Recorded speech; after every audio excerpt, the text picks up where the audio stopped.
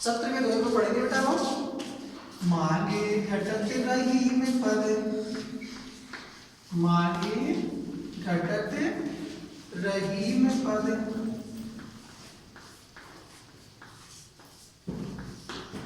मागे घटत रही में पद, कि तो करो बड़े काम, जो तो करी ना कि तो करो बड़े काम, तीन पैग वसुधा करो, तीन पैग वसुधा करो, तऊ बावने नाम, तऊ बावने नाम। रहीमदास जी कहना चाहते हैं मांगे घटत रहीम पद, घटत मतलब होता है घटने से, घटना, मांगे माने मांगने से, तो मांगने पर, रहीम पद, पद मान होता है सम्मान, कि तो बरो कर बड़े, कि तो माने कितना, करो माने करो, बड़े काम माने बड़ा काम। रहीमदास जी कहते हैं कि मांगे घटत रहीम पद, अर्थात किसी पर मांगने से मनुष्य का सम्मान घट जाता है, कि तो करो बड़ी काम, चाहे उन्होंने कितना भी बड़ा काम क्यों ना किया हो। जिस प्रकार से तीन पैग वसुधा करो, पैग मान होता है पैर, वसुधा माने पृथ्वी, तो माने तो भी, बावन माने बावन, नाम धराया, तीन पैग वसुधा करो। रहीमदास जी कहते हैं कि तीन पैग अर्थात भगवान ने राजा बलि के पास में जाकर के वामन रूप धारण करके 3 पग में ही संपूर्ण पृथ्वी को नाप लिया था। तब वामन है नाम, तो भी अपना वामन अर्थात बोना नाम धराया है। रहीमदास जी कहते हैं कि मांगे घटत रही में पद, अर्थात किसी के सामने मांगने पर मनुष्य का सम्मान घट जाता है, कि तो करो बड़े काम, चाहे उन्होंने कितना भी बड़ा काम क्यों ना किया हो। जिस प्रकार से तीन पैग वसुधा करो, जिस प्रकार भगवान विष्णु राजा बलि के पास में जाकर के उन्होंने 3 पग में ही संपूर्ण पृथ्वी को नाप लिया था, इतना महान कार्य करने के बाद भी तौबामने नाम अर्थात बलि से मांगने के कारण उन्होंने अपना बोना नाम धराया है, अर्थात बामन नाम धराया है। तो किसी के सामने कभी भी मनुष्य को हाथ नहीं फैलाने चाहिए, उससे उसके सम्मान को या प्रतिष्ठा को ठेस पहुंचती है। ये बात हमें इस दोहे में रहीमदास जी ने बताई है। यहाँ पे भी अनुप्रास अलंकार का प्रयोग चल रहा है। अगला दोहा देखते हैं भैया 18 नंबर का दोहा। मान सहित विष खाएगी, मान सहित विष खाएगी, मान सहित विष खाएगी, शंभु भये जगदीश, शंभु भये जगदीश, बिना पान अमृत किए, बिना पान अमृत पिए, राव कटायो शीस,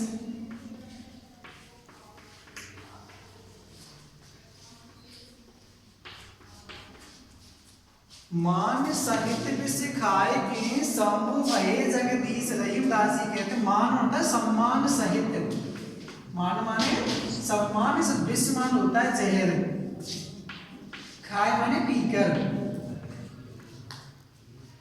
शंभु मान होता है शिव जी, भगवान शिव के लिए आया है शिव, भये माने हुए या कहलाए, कह दो आप कहलाए, जगदीश माने जगत के स्वामी या जगत के ईश्वर, जगत के स्वामी। बिना पान अमृत पिए, बिना मान सॉरी मान होगा शायद बेटा, बिना मान अमृत, मान होता है सम्मान, बिना मान अमृत पिए, पीना राहु कटारो शीश, शीश माने सिर। रहीमदास जी कहते हैं कि मान सहित सिखाए के अर्थात सम्मान पूर्वक शंभु भये जगदीश, जब देवासुर संग्राम में अर्थात सॉरी समुद्र मंथन के समय जब देवता और दानवों में जब युद्ध होता है अमृत के ऊपर, तब मान सहित भी सिखाए कि उन्होंने सम्मान पूर्वक भगवान शिव को जो जहर पिलाया, विष पिलाया, उसको पी करके शंभु भये जगदीश, भगवान शिव जगत के स्वामी कहलाए हैं, जगत के ईश्वर कहलाए हैं। बिना मान अमृत पिए, और बिना सम्मान के अर्थात बिना सम्मान के जब राहु ने छुप करके अमृत को पी लिया तो उसे उसके बदले अपना शीश कटाना पड़ा है। कहते हैं कि मान सहित सिखाए के अर्थात सम्मान पूर्वक, मान सहित सिखाए के अर्थात सम्मान पूर्वक जब देवताओं ने भगवान शिव जी को जहर पिलाया है, विष पिलाया है, तो उसको पी करके भी भगवान शिव जगत के स्वामी कहलाए। जबकि बिना मान अमृत पिए, जबकि बिना सम्मान के राहु ने छुप करके अमृत पी लिया, उसको पी करके भी उसे अपना शीश कटाना पड़ा है। इसलिए रहीमदास जी कहते हैं कि सम्मान पूर्वक अगर कोई तुच्छ वस्तु भी हमें देता है तो उसे भी हमें ले लेना चाहिए, और अगर अपमान पूर्वक कोई हमें अमृत के समान महान वस्तु भी दे तो भी हमें उसे ग्रहण नहीं करना चाहिए। इसमें भी अनुप्रास अलंकारी चल रहा है। अगले दोहे की बात करते भैया, देखो 19वां दोहा आपका प्रारंभ होता है।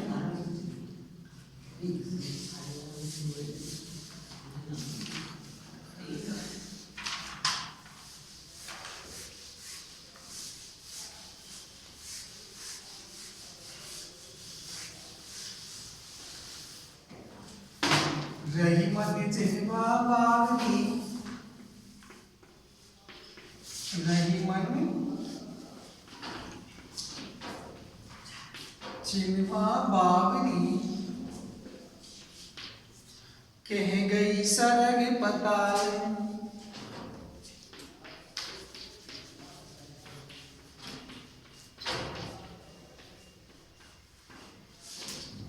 रही मन चिन्वा बावनी, कही गई सरग पताल, आप तो कहीं भीतर गई, आप तो कहीं भीतर गई, भीतर गई जूती खात कपाल।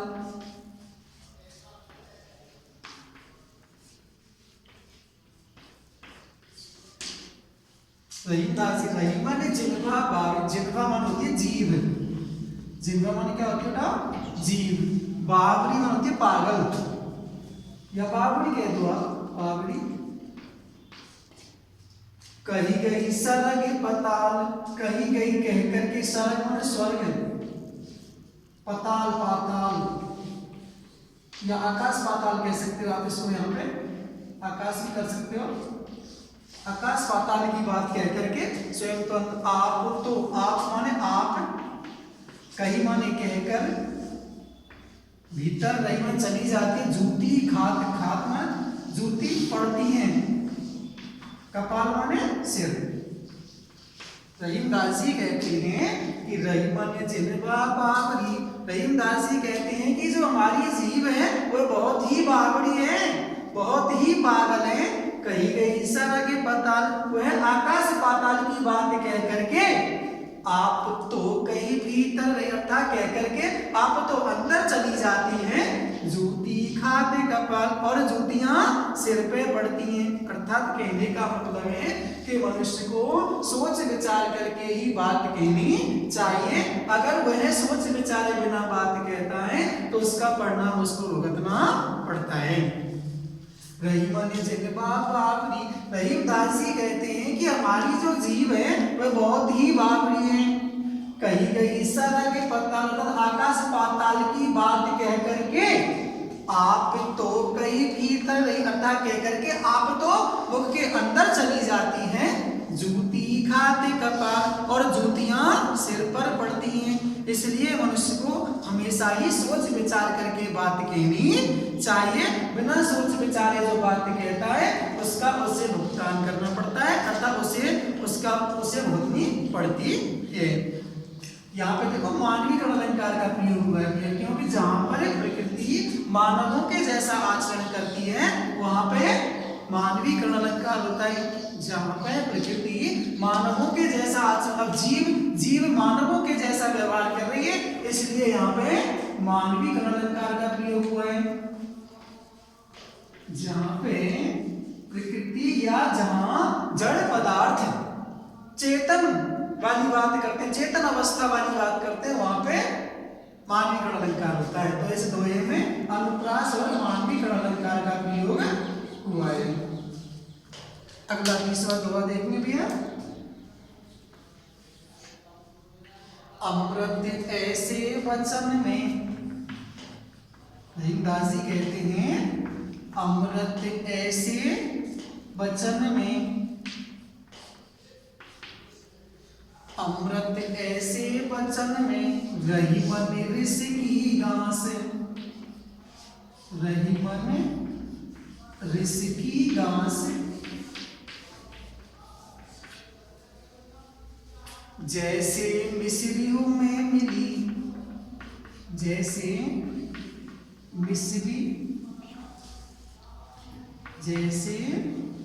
मिस्रियों में मिली नीरस बांस की फांस, नीरस बांस की फांस। अमृत ऐसे वचन में रहीमन ऋष की घास, रहीमदास जी कहते हैं कि ऋष माने क्रोध, घास माने होती है गांठ। जैसे मिस्रियों में मिली, नीरस माने होता है रसहीन, बांस की फांस।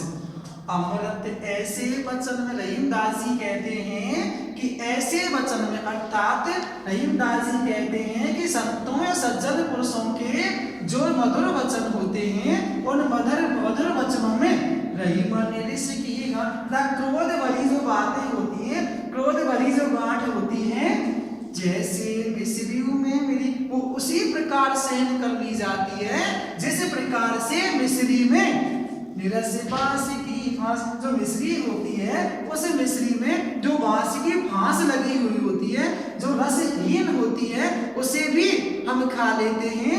उसी प्रकार से संत पुरुषों के जो मधुर वचन होते हैं उन मधुर वचनों में उनकी क्रोध भरी बातें भी उसी प्रकार सहन कर ली जाती हैं जिस प्रकार से मिस्री में जो बांस की फांस होती है, रसहीन जो बांस की फांस होती है, उसे भी ग्रहण कर लिया जाता है। तो रहीमदास जी यही बताना चाहते हैं कि संत पुरुषों के जो वचन हैं उन मधुर वचनों में जो क्रोध भरी बातें जो होती हैं वो भी सहन कर ली जाती हैं, वो उसी प्रकार सहन कर ली जाती हैं जिस प्रकार से मिस्री में जो रसहीन बांस की जो फांस होती है उसे भी ग्रहण कर लिया जाता है। इसमें भी देखो उदाहरण, पहली पंक्ति को कहकर के दूसरी पंक्ति उदाहरण के रूप में कही है। जिमी जैसे आदिवाचक शब्दों का प्रयोग कर दिया जाता है तो वहां पर उदाहरण अलंकार का प्रयोग होता है। तो इस पंक्ति में भी कौन सा अलंकार आया है? उदाहरण अलंकार का प्रयोग हुआ है। ये आपके 20 दोहे पे कंप्लीट हुआ, अध्याय समाप्त हुआ। देखो शुरुआत प्रथम जब पाठ आरंभ किया था तब भी मैंने आपको बताया था इसमें रहीमदास जी ने सरल ब्रज भाषा का प्रयोग किया है। कौन सी भाषा का? सरल ब्रज भाषा का प्रयोग इसमें रहीमदास जी ने किया है। इसमें दोहा छंद का भी प्रयोग हुआ है। दोहा छंद। प्रसाद गुण का प्रयोग इस अध्याय में हुआ है, प्रसाद गुण का।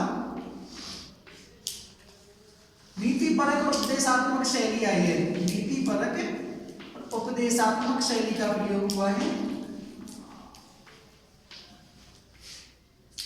ये आपको काम करेंगे भैया किसमें, व्याख्या में। जब आपको दो दोहे की व्याख्या जो 4 अंक की आती है उनमें, वो 4 अंक की व्याख्या जब आपकी आएगी तो उस 4 अंक की व्याख्या में जब आप काव्य सौंदर्य का पॉइंट बनाओगे तो उस काव्य सौंदर्य के पॉइंट में आपको ये पॉइंट लिखने जरूरी होंगे भैया।